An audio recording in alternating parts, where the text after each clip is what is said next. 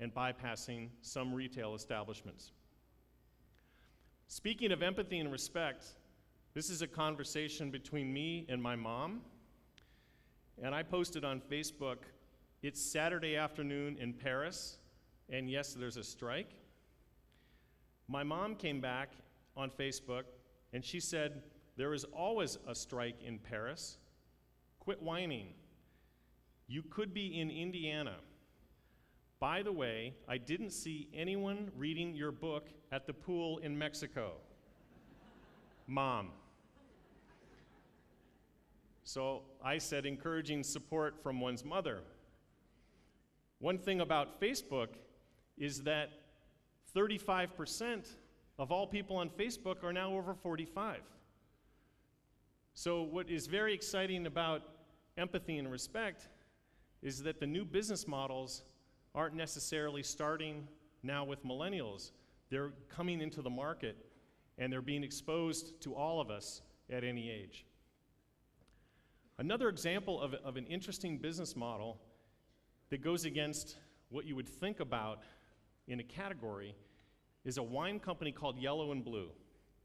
Now they're out of California and they make very high quality wines, but they found a very curious way to manufacture their wines. Rather than be in a bottle, they ship them in a box. Now there's a sort of a stigma associated with boxed wine that's low price, low quality.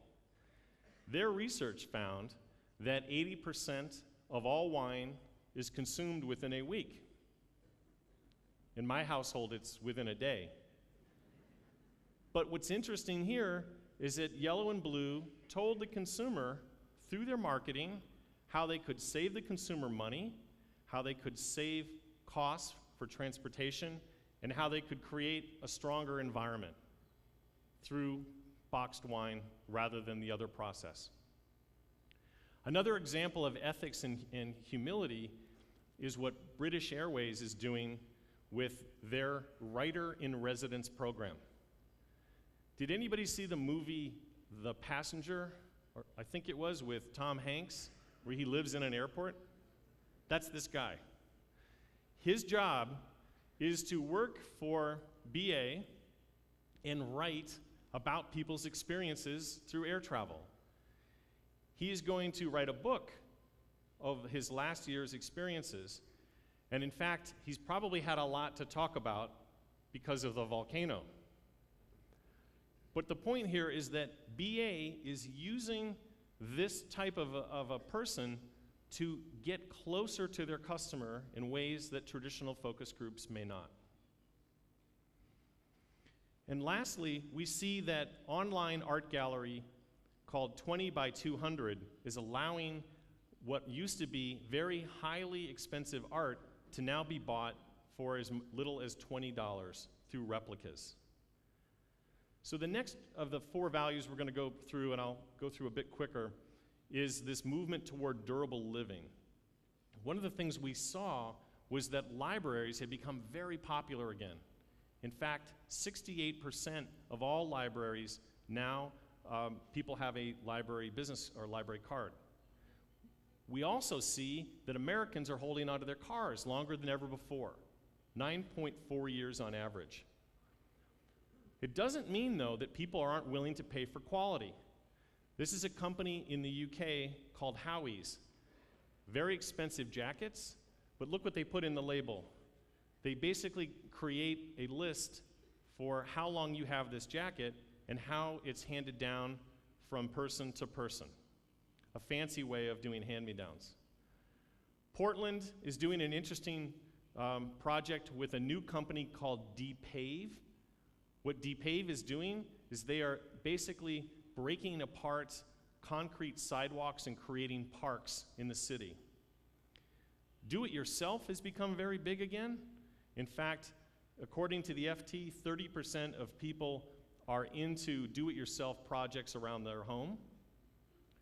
Biking has become a big thing in many urban markets, such as Bixby. And then many companies are taking their brands and turning them into services. Procter & Gamble has Mr. Clean Car Wash and Tide dry cleaners. So how can you think about your product as a service? This is a great product. This is out of a Belgian bank that's called Private Shoe Box Banking. And it's exactly as it sounds. You take all of your bills, you put them in the shoebox that they send you send them back to the bank, and they sort everything out. That is simplicity. I loved this company. This is a company we spoke to for the book called Sunrun. And what Sunrun does is it defrays the cost of solar power by buying the panels up front for you. You then earn back credits through charging electricity back to the Sunrun. Once you've paid off the panels, you are now an electric company. So suddenly Sunrun has a collaboration of all of these consumers that are all banded together to be their own electric company.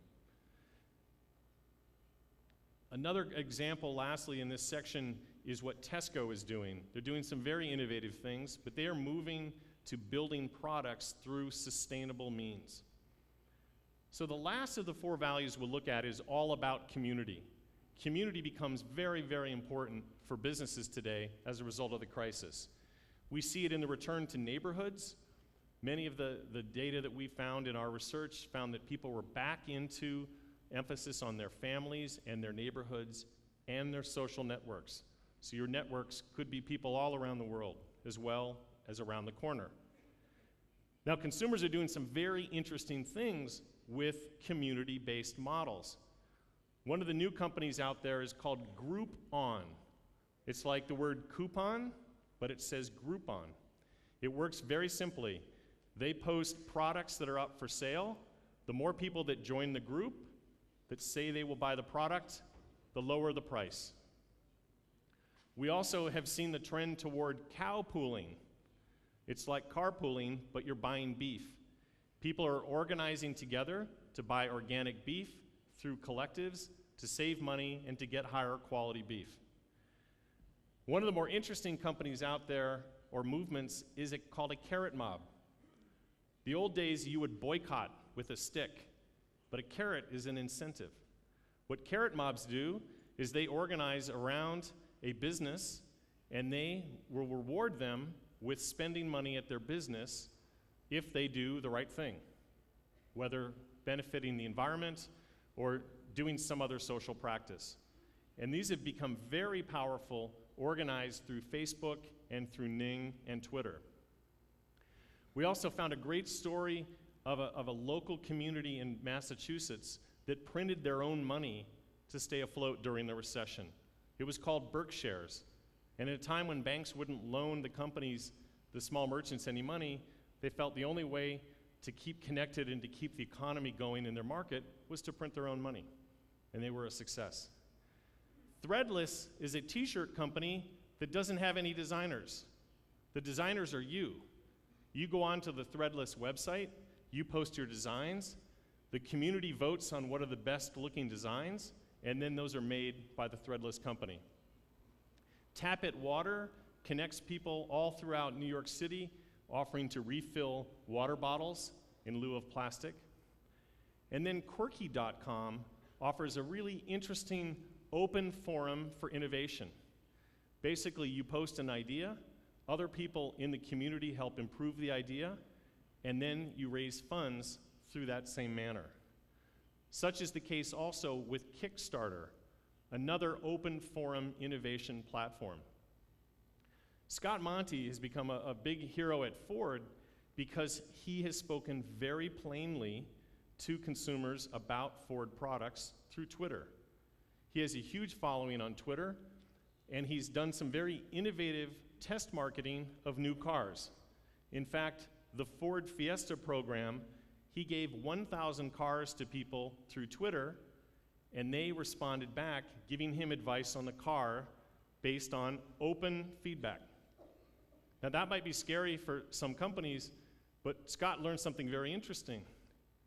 He got all this feedback that said, this car is great, I love the handling, but I don't like the cup holder. And he said, what? What do you mean about the cup holder? He found out that 20-somethings drink energy drinks. And they had built a cup holder that was this big, and the kids wanted a cup holder this big. So the product engineers got involved, and they adjusted the cup holder to make it work. Scott's point is, suddenly R&D and engineering was working directly with consumers to get feedback on improving the design of their cars. 11 Moms is a program from Walmart. It's an active listening post of 11 mommy bloggers that give Walmart sort of continued